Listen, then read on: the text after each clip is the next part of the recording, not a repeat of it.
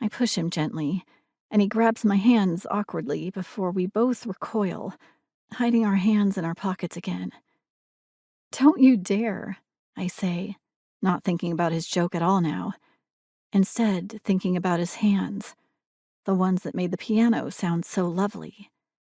How warm they felt in those brief seconds just now. How big they are. Strong. His monogrammed ring. His tanned skin. The soft lines on his knuckles.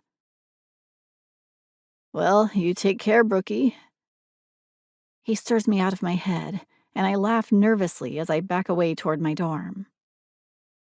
"I've got a date with a few buddies." He nods over his shoulder toward the Riverwalk, and I get without him saying that he's going to smoke. For someone so fit and healthy, the guy sure likes his weed. Yeah, I'm going to find out why my roommates skipped out on tonight's party. Lily and Morgan were on the fence about coming, and I am pretty sure they both ditched me for boys, though Morgan's situation with her quarterback crush is complicated. "You do that." He's several steps away now, still walking backward, still looking at me and smiling. I wonder how long he can walk like that. "You're going to trip," I shout. He shakes his head. "I never fall.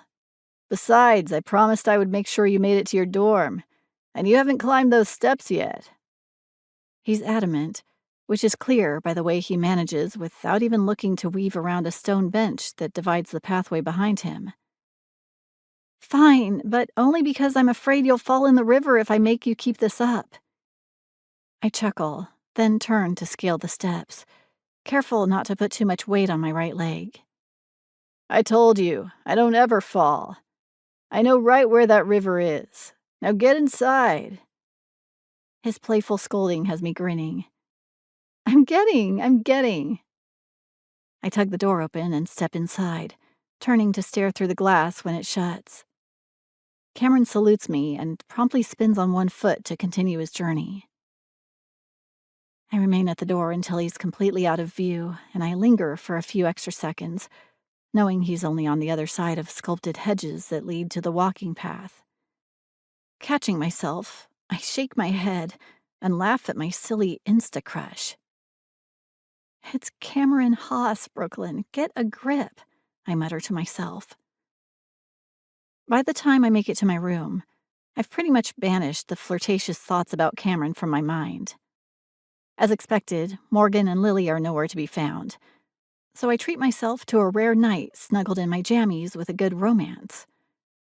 And despite my ironclad will, I somehow mentally morph the hero into Cameron, and that vision follows me all the way into my dreams.